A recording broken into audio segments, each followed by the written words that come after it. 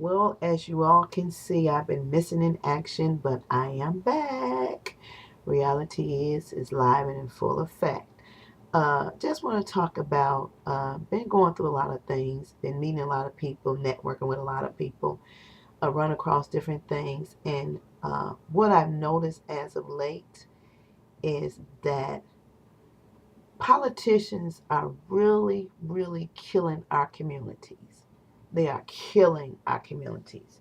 The decisions that they make without even considering the long range effect that it would have on people who has to deal with their decision making, and at the same time you you close schools, um, and your children still go to the best of schools, your checks are not cut, you still have all the perks, so you can afford to do those things.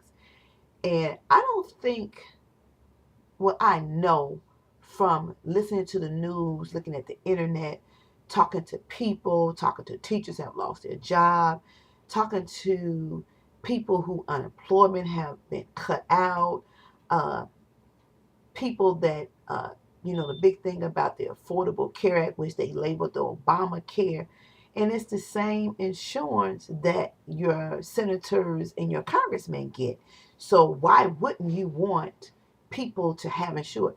Matter of fact, I was just reading, there's a country that pays for their citizens' insurance, and they get at least 30 days off for maternity leave. So, what is the problem? Our politicians make things more difficult than what it should be. You want to keep all the money in house, but you want to kill the poor, and you want to take the middle class down to make them poor, but keep the rich rich. Is that really fair? And then when people make a big stink and they protest about it, then you want to say they're in the wrong. But when actuality is you all are in the wrong. You don't want to agree to nothing. You don't want to bend on nothing. You want to compromise on nothing. And the poor people who don't make the big bucks is the one who feel the blunt of the blow of your decision making. And it is totally unfair. Taxes, house taxes, you want to raise and you barely making minimum wage. This is crazy. We have people that's past 50 that's working part-time jobs because company don't see them as an asset. They see them more so as a liability. And if I have a house, what you're saying to me is you're forcing me to lose my house by doing the dump to dump. So what do raising my property taxes have to do with your budget? How about you cut them six-figure salaries, or you take uh, a short paychecks? How about you get paid three checks instead of four checks out of the month? How about that? But that's not what y'all want to do. You sit and make these decisions on people's lives, and you still get the same income. And there's something wrong with that picture. And I just told somebody today, one person can make a difference. We all are voters, our rights. So please note, as I've said many times in other videos, the politicians work for you. It's not the other way around. So if you don't like the decisions that they're making, don't call your friend, don't call your auntie, your uncle, your mother. Pick up the phone, call your elected official, your alderman, your state representative, your mayor, your governor, your senator, your congressman. Make them work. But not just one person. Everybody needs to call. When you feel like something is not going right, then you need to make a difference and make your voices heard.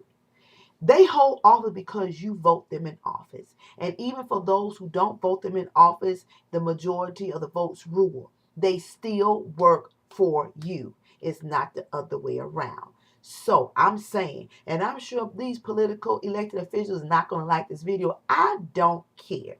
You can dig through the file, you can dig up dirt. You can't dig up no more stuff than you don't already know. And you can't infect me no more than I'm already affected. I've been out of work for 4 years, so what can you really do? I mean, let's be realistic here. Uh, if the credit is already bad, you can't make it more bad because it's already bad. And there's people out here that had good jobs, company closed, moved because taxes are too high. Uh, there's no great incentives to stay in your various states, in your various cities, so they moved to another location, and then you're stuck without a job. Then you don't want to agree to long-term unemployment so people can survive and feed their families and keep a roof over their head. I have never in my life ran across so many young people that's living on the streets because they had a good job or a decent paying job, and our government decide, no, we don't want to extend unemployment. Is that fair? Now, I'm not saying again that there's not people out here who don't try to milk the system, because there are. Like, everybody don't tell the truth. There are some liars just by nature. They're habitual liars. That's a given fact. But for the majority that do make an effort to try to get a job and to survive, what are you doing for them? Really, let's be realistic.